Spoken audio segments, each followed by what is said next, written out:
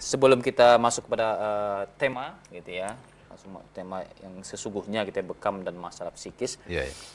Ada baiknya mungkin kita sedikit kembali mengulas masalah bekam nih ya. Sedikit saja mungkin untuk review kepada pemirsa. Bekam ini apa sebenarnya dan bekam yang seperti apa yang paling bagus itu? Ya.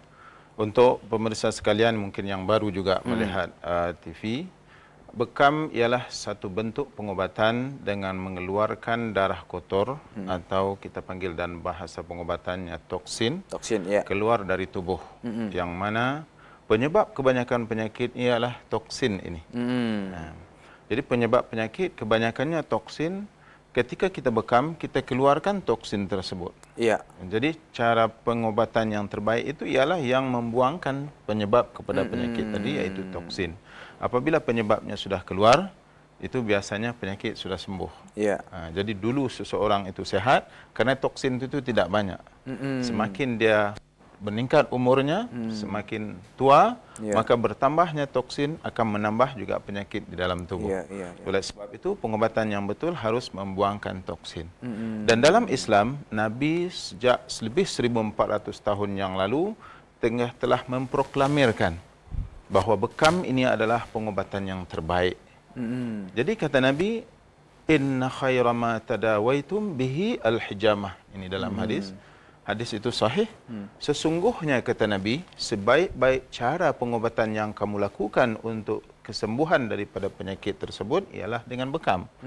Kenapa? Karena dia mengeluarkan sumber kepada penyakit, penyebab juga kepada penyakit tersebut. Karena iaitu toksin tadi. Maka apabila penyebab penyakit sudah terbuang, maka penyakit akan sembuh.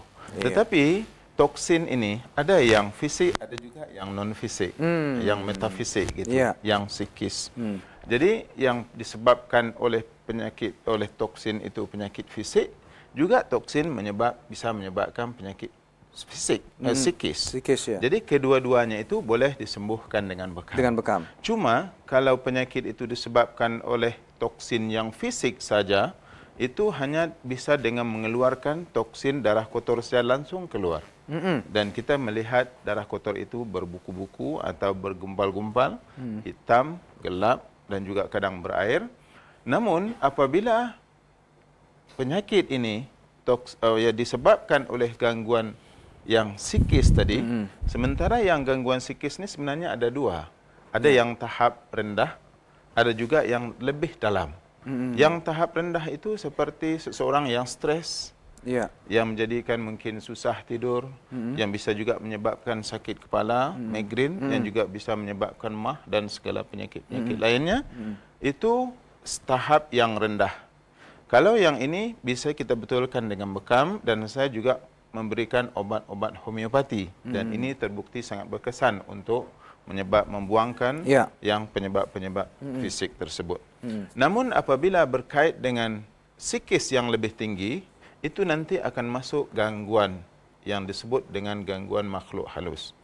Yaitu gangguan makhluk halus ini penyakit yang dicampuri atau ditambah oleh adanya gangguan makhluk halus, yaitu jin dan syaitan.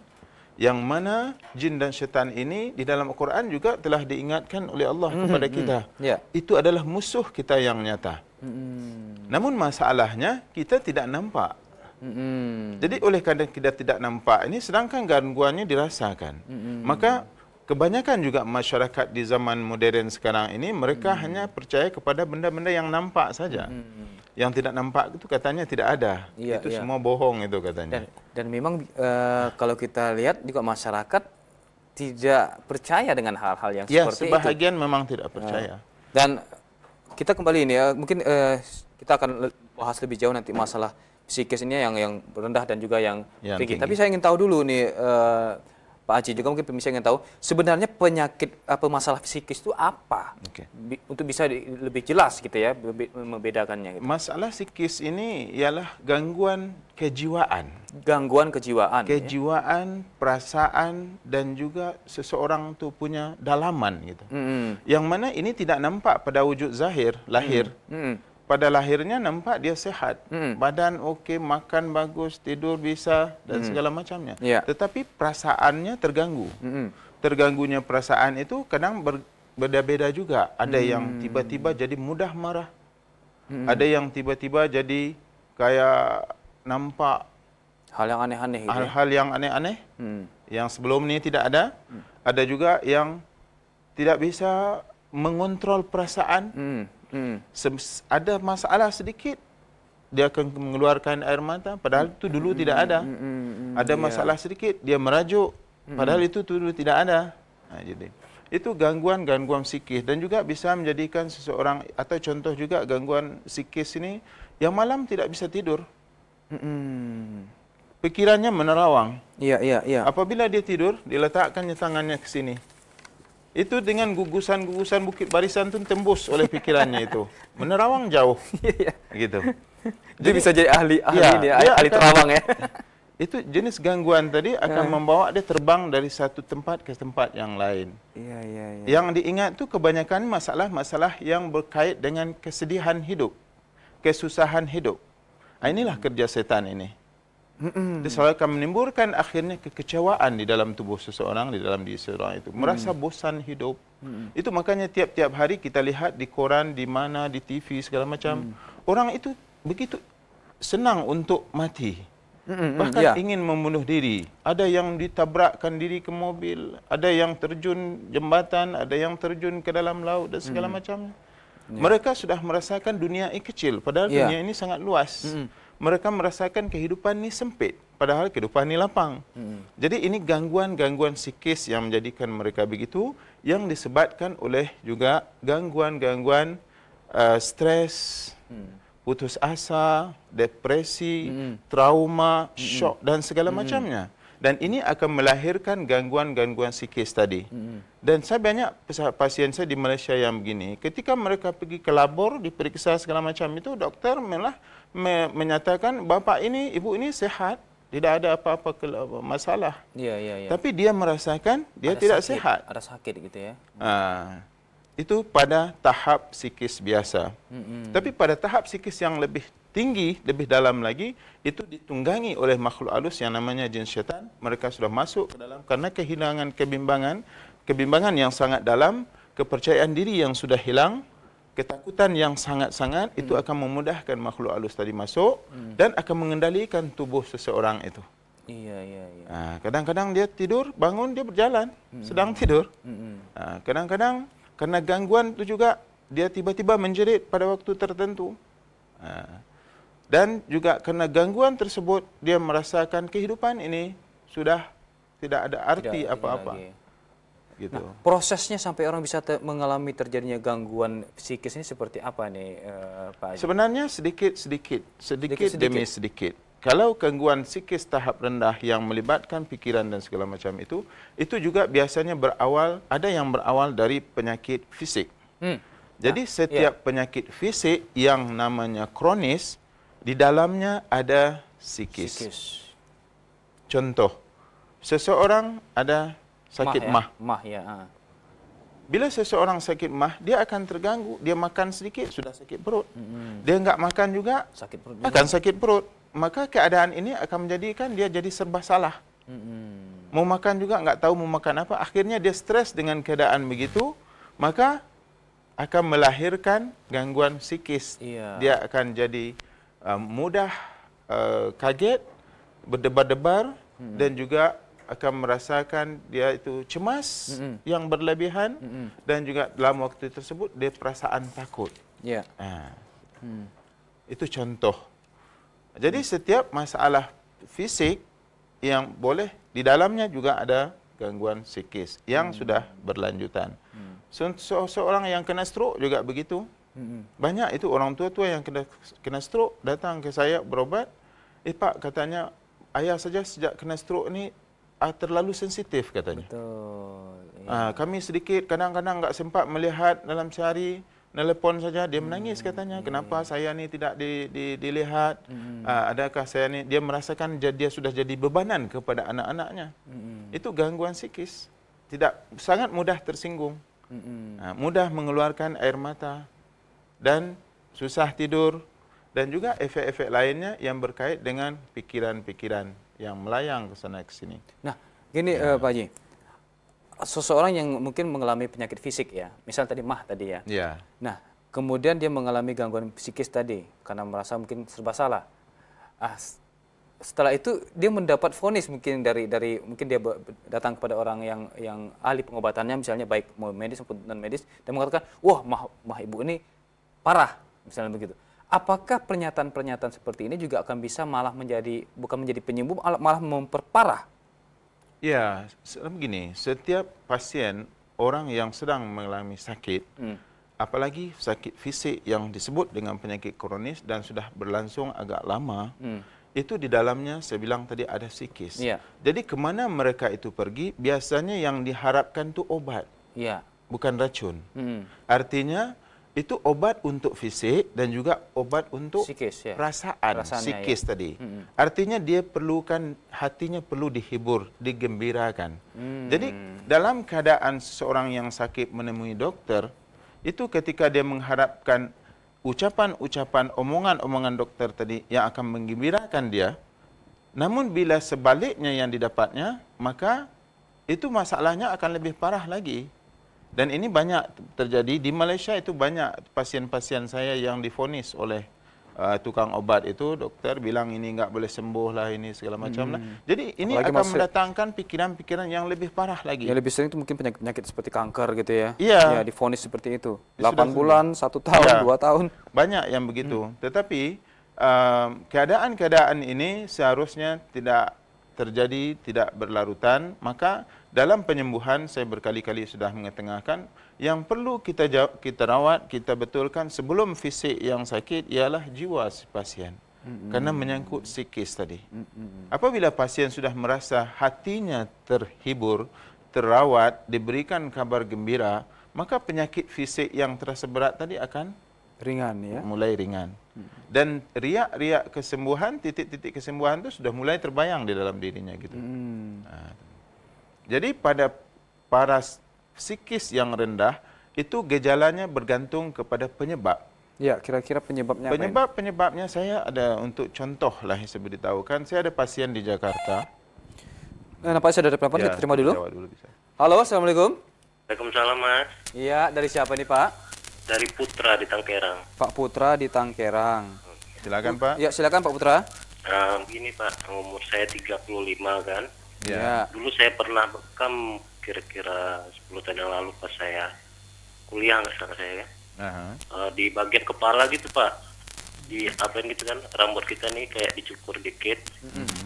Terus dibekam gitu. Nanti keluar darah-darah kental gitu ya, Pak ya. Iya, benar. Kalau bekam tuh, Pak, badan kita rasa agak lemas gitu ya, Pak, 2-3 hari gitu. Oke. Itu pertanyaannya, Pak. Mau nanya lagi, Pak, dulu saya kurang informasinya. Kalau dari bekam nih manfaat penyakit yang dikeluarkan tuh apa aja kira-kira? Iya. Oke. Sudah, Pak? Ustaz ya. Iya. Assalamualaikum. Waalaikumsalam warahmatullahi wabarakatuh. Terima kasih Pak Putra. Jadi Pak Putra dulu 10 tahun lalu dia pernah berbekam di kepala. Jadi dicukur rambutnya, kemudian saya tidak lupa menanya tadi pakai pisau kah, pakai jarum itu dilukakan. Jadi kalau biasanya awal-awal dulu pakai jarum, pakai pisau, itu bila pakai pisau itu yang pertama lukanya agak besar. Dan yang kedua itu pembuluh-pembuluh kapileris itu banyak yang putus. Dan juga saraf-saraf di kepala, di tempat yang ditoreh itu pun banyak yang terputus, yang halus-halus gitu. Jadi ketika membekam, seharusnya dilakukan oleh mereka yang ilmunya cukup, ahlinya dalam berbekam, sehingga akibat-akibat efek-efek yang tidak baik, yang negatif itu tidak berlaku. Jadi yang kita keluarkan dengan bekam ini ialah darah kotor.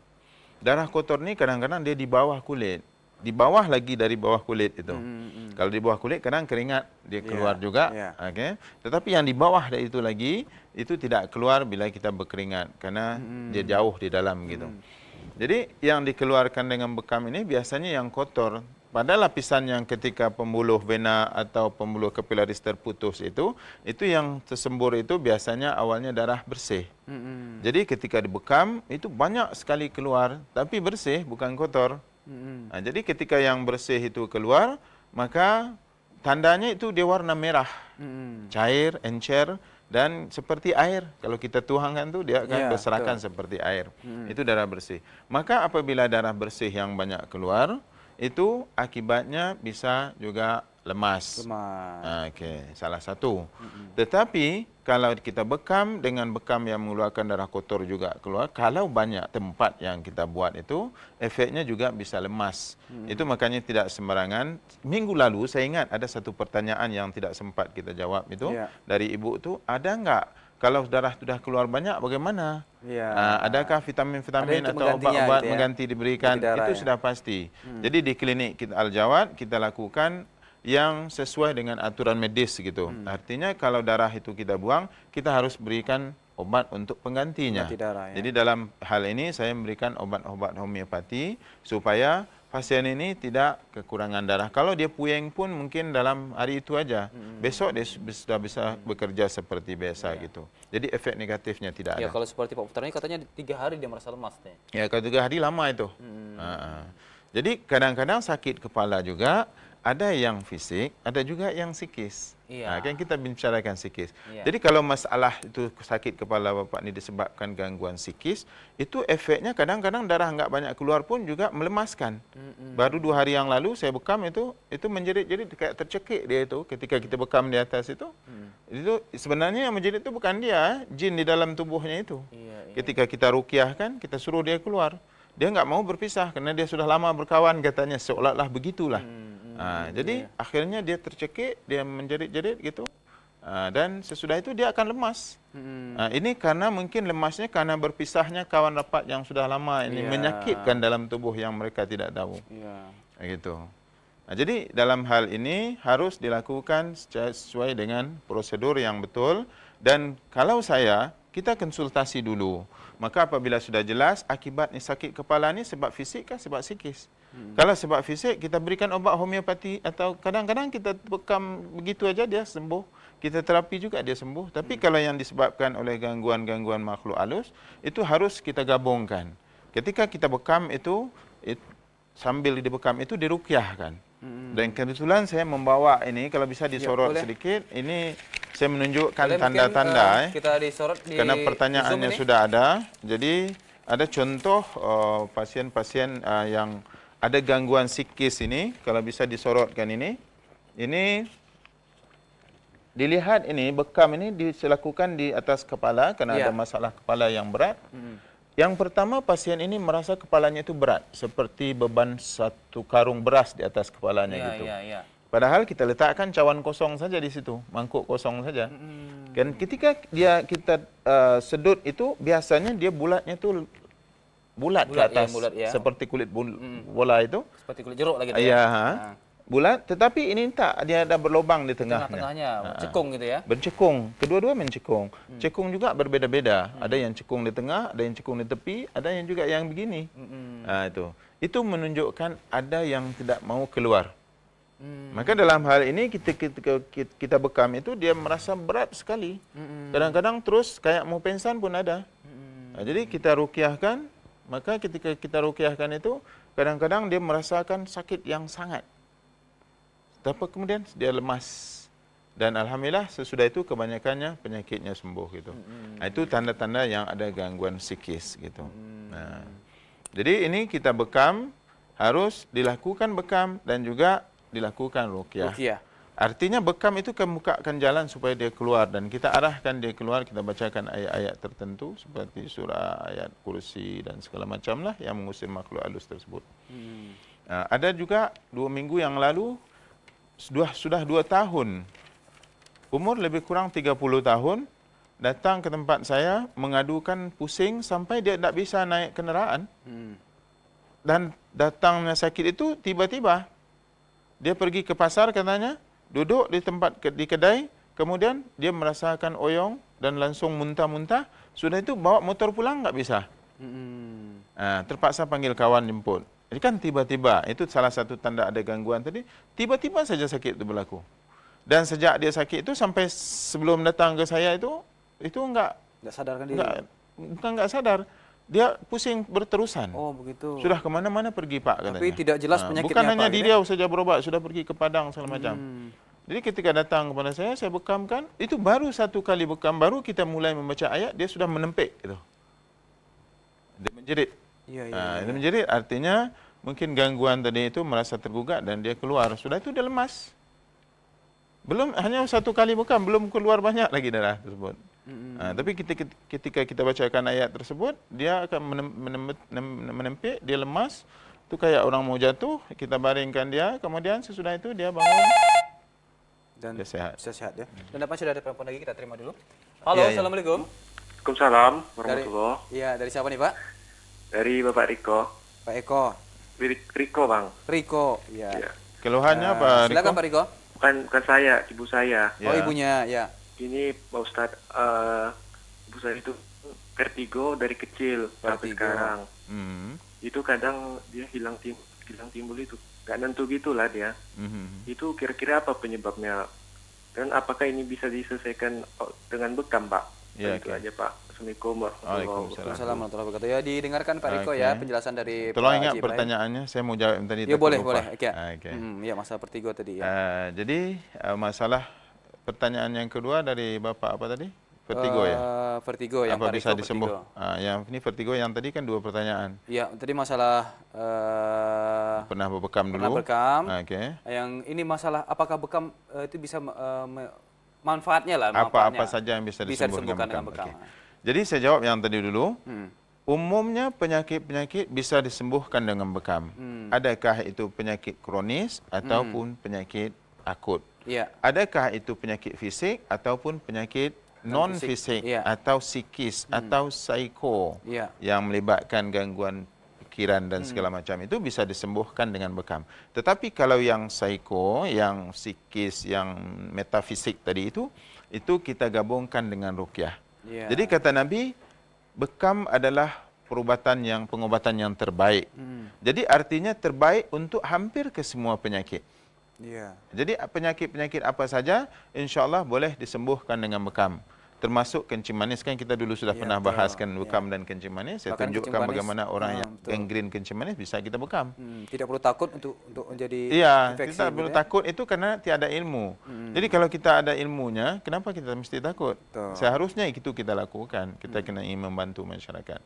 Jadi oleh sebab itu penyakit-penyakit fisik, penyakit-penyakit psikis bisa disembuhkan dengan bekam. Adakah itu darah tinggi atau jantung atau kencing manis atau migrain atau sakit-sakit gangguan lainnya bisa disembuhkan insya-Allah dengan bekam. Alergi pun bisa ya? Alergi pun bisa disembuhkan dengan bekam. Cuma kadang-kadang kalau penyakit itu sudah menahun, agak memakan waktu juga untuk disembuhkan. Tidak bisa sembuh dengan hanya sekali bekam. Gitu. Yang kedua, pertanyaan tadi, vertigo dari kecil.